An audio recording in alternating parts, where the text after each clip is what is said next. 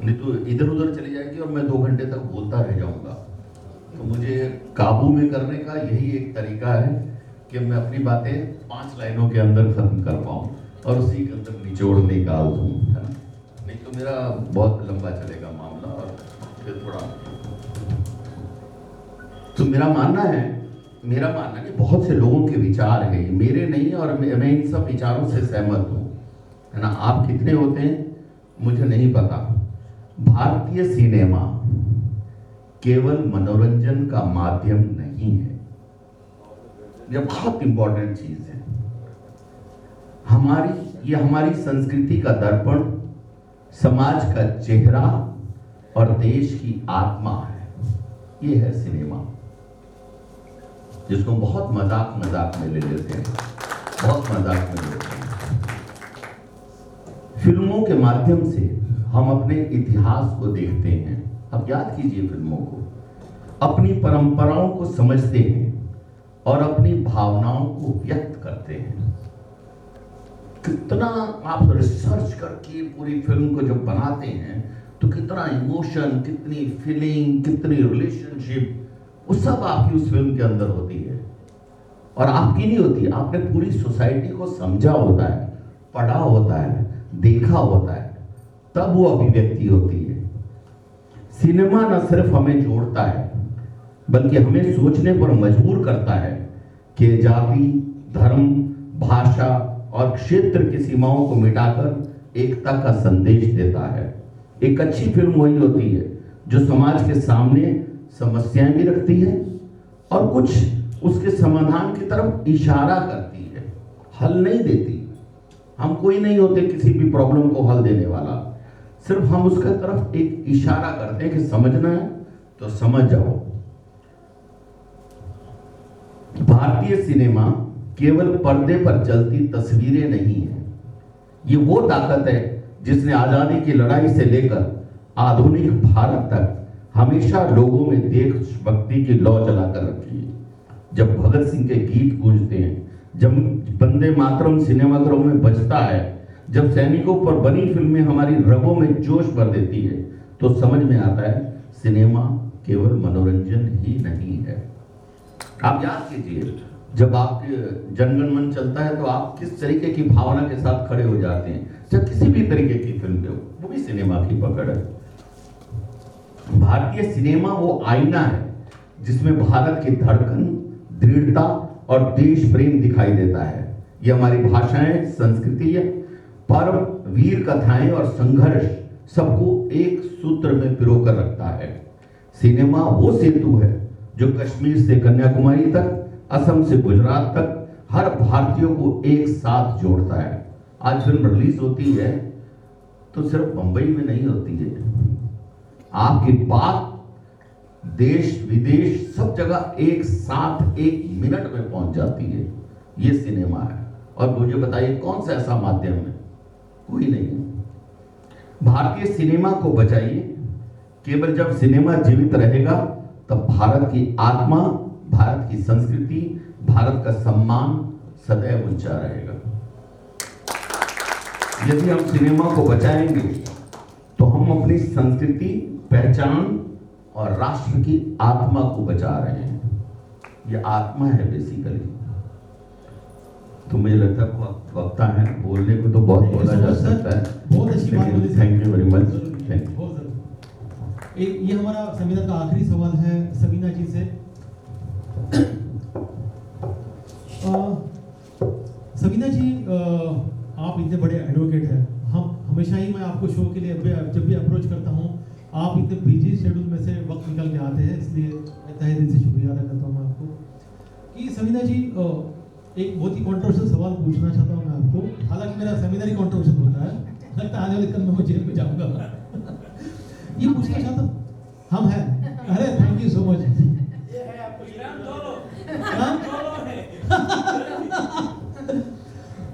आजकल देख रहे हैं कि सोशल मीडिया से लेकर फिल्मों तक एक तरफ वो फीमेल्स है जो सोचती है कि वल्गर कंटेंट जो है, बोल्ड कंटेंट सोशल मीडिया पे ये फिल्मों में ना बताया जाए। एक तरफ बड़े बड़े बैनर्स भी है जहाँ पे फीमेल्स की जो गरिमा है उसको छेड़ा जाता है। लेकिन फिर उसको काट छाट करके सेंसर बोर्ड कुछ कटिंग्स लाती है, फिर कोई पॉलिटिशियन लोग के लिए प्रीव्यू रखा जाता है और फिर वो फिल्टर होकर फाइनली फिल्म रिलीज होती है। तो मुझे ऐसा लगता है कि हमेशा ही एक सामाजिक मुद्दे पे फिल्म मेकर जो फिल्म बनाता है तो उसको एक तो ऑडियंस नहीं मिलती, सबसे बड़ी बात ऑडियंस नहीं मिलती। जैसा एक ही साथ दो फिल्में रिलीज हुई थी, सैयारा और धड़क आई और चली गई और उसके अंदर बहुत बड़ी जाति व्यवस्था के ऊपर बहुत चीज़ें को छेड़छाड़ किया था, तो वो नहीं चली, उसके लिए ऑडियंस कसूरवार है। एक तरफ सैयारा जैसी रोमांटिक फिल्म है क्योंकि वो एंटरटेनमेंट है, चल गई। लेकिन फीमेल्स को लेके जब भी कोई चीज़ आती है बताते हैं, तो इसके लिए क्या फीमेल्स खुद भी रिस्पॉन्सिबल है? फीमेल्स खुद भी रिस्पॉन्सिबल है। अब ऐसा है कि मेल फीमेल मेकर्स भी हैं और फीमेल फिल्म मेकर्स भी हैं, करेक्ट। अब आप उस मुद्दे को कैसे प्रेजेंट करते हैं, उससे आपको वल्गैरिटी डिफाइन होती है। आपकी वल्गैरिटी दिखाने की क्षमता या ना दिखाने की, उसी टॉपिक को आप इस तरीके से दिखा सकते हैं कि वो वल्गर ना दिखे। आप हर फिल्म में कोई ना कोई मुद्दा होता है, उस मुद्दा को अगर वो टोटली कॉमेडी फिल्म भी हो, आप देखो कितने सारे कॉमेडी फिल्म है, उसके अंदर भी कुछ सीन्स आपको वही सीन आपको फनी भी लग सकता है और वल्गर भी लग सकता है। अब मैं नॉर्मली जब कोई फिल्म देखने जाती हूँ, मुझे बहुत ही रेयरली उस फिल्म को देख के किसी सीन पे हंसी आती है। रोना बहुत जल्दी आ जाता है, रियल लाइफ में नहीं आता है, भले कुछ भी हो जाए नहीं आता है, फिल्मों में आ जाता है जब अंधेरा हो वो हो, क्योंकि वो आपके अंदर की इमोशंस को जगाता है। अब वल्गैरिटी अगर आप बोलो कि फीमेल उसके जिम्मेदार हैं या मेल उसके जिम्मेदार हैं, फिल्म मेकर जब फिल्म बनाता है ना वो फीमेल होता है ना मेल होता है, ना लॉ उसको उस तरीके से देखते हैं। भले फीमेल सीबीएसई ये जो हमारे जो हैं, जो we I don't want to name anyone, मैंने किसी भी इसको पर जो भी डिसाइड करता है, भले आप कोर्ट में डिसाइड हो रहा है वो मुद्दा या सीबीएफसी में डिसाइड हो रहा है, जहाँ भी उससे पहले एक सीबीएफसी बोर्ड भी होता था, जहाँ सीबीएफसी का की जो भी अपील्स होती थी वो उस बोर्ड में ही जाती थी, तो वहाँ भी उनके खुद के ही लोग होते थे जो डिसाइड करते थे। अब वो भी अबॉलिश हो गया, अब सीधा कोर्ट में जाता है। अब कोर्ट में देयर आर फीमेल जजेस एंड मेल जजेस, कोई नहीं देख रहा है इसके पीछे मेल है कि फीमेल है, वो ये देख रहे हैं कि उसको आपने प्रेजेंट कैसे किया।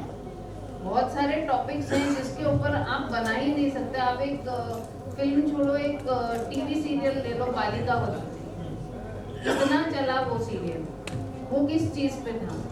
एक माइनर लड़की की शादी हो जाती है, उस टाइम पे ऐसा था कि इस टॉपिक पे आप फिल्म बना ही नहीं सकते। आप सती पे कोई फिल्म, मतलब सिनेमाटोग्राफिक फिल्म, कोई भी ऑडियो विजुअल वर्क को आप सिनेमाटोग्राफिक फिल्म बोलोगे, तो ऐसा होता था कि आप उस टॉपिक पे आप कोई कंटेंट नहीं बना सकते, पर वो कंटेंट बना और वो कंटेंट चला। उसके पहले अगर कोई किसी के पास कोई इन हाउस लीगल एडवाइजर या किसी के पास जाते हैं और बोलते कि हमको एक मतलब एक माइनर लड़की पे हमको उसकी शादी करा के उस टॉपिक पे हमें कोई सीरियल बनाना है, कंटेंट बनाना है, सीधा एडवाइजर्स कहते थे इस पे तो बन ही नहीं सकता। क्या वो वल्गर था? वो नहीं था। वो इस तरीके से प्रेजेंट किया गया, क्या गलत है क्या सही है। उस बच्ची के साथ उन्होंने दिखाया कि अत्याचार भी कैसे होता है, उसकी शादी भी जल्दी होती है, उसकी सास उसको इनिशियली बड़ी सास जो है वो पसंद नहीं करती है, फिर बाद में कैसे प्यार मिलता है, वो कैसे आगे बढ़ती है। तो हर चीज़ को दिखाने का एक तरीका होता है और लॉ भी वही कहता है। अब मेरे पास एक केस आया था जहाँ पे एक आर्टिस्ट, मैं बहुत सारे आर्टिस्टों को रिप्रेजेंट करती हूँ, सेंटा की लॉयर भी हूँ, मैंने इंडस्ट्री को भी 2 बार रिप्रेजेंट किया है, तो I have worked with broadcasters also, so I have seen दोनों साइड्स। तो एक हमारे पास एक केस आया था बड़ा इंटरेस्टिंग, जहाँ एक फीमेल इन्फ्लुएंसर की फोटोग्राफ कुछ 30 सेकेंड कम के लिए एक फिल्म में, बहुत बड़ी फिल्म थी, उसके अंदर दिखाई दी और उसके परमिशन के बगैर। और फिर वो जो फोटोग्राफ है वो यूट्यूब पे वो सीन वायरल होने लगा, जिसमें खाली उसकी फोटोग्राफ, ऐसे वो सीन ऐसा था, मैं सीन के ऊपर बाद में आती हूँ क्योंकि दैट इज द पॉइंट। सो एक 10 सेकेंड्स के लिए, 30 सेकेंड से कम के लिए उसकी फोटोग्राफ एक सीन में दिखाई गई विदाउट हर परमिशन। अब वो आई हमारे पास, उन्होंने कहा कि अरे ये मेरी फ़ोटो है और मैं I am a known person, मैं जब इंटरनेट पे, इंस्टाग्राम पे मेरे इतने सारे फॉलोअर्स हैं और अब लोग मुझ पे कमेंट करने लगे कि मैंने पैसों के लिए अपनी फ़ोटोग्राफ ऐसे दे दी। तो मैंने कहा फ़ोटोग्राफ क्या था, सीन क्या था? तो मैंने फिर वो फिल्म देखी, बोले वो साउथ इंडियन फिल्म थी, काफ़ी it made headlines also all over India that case. तो मैंने वो देखा तो उस हुआ ये था कि उसकी फ़ोटो लेके उन्होंने एक पार्टी का सीन होता है जहाँ एक मिनिस्टर आ रहे होते हैं और एक बंदा जाता है उसके पास पार्टी में से, और वो उसको बोलता है कि सर हमने आपके लिए खास इंतज़ाम किया है, आप देखिए ये लड़की हमने इंतज़ाम किया, हमने इसको मतलब तैयार किया आपके लिए। और फिर एक सीन होता है जहाँ एक बेड होता है और एक ट्री पे लाइट्स लगी होती हैं और बस वो सीन ख़त्म हो गया। अब कोई बोलेगा अरे इतना सा सीन है, इसमें क्या है? पर she was a known person. लोग ऐसे कह रहे थे कि भाई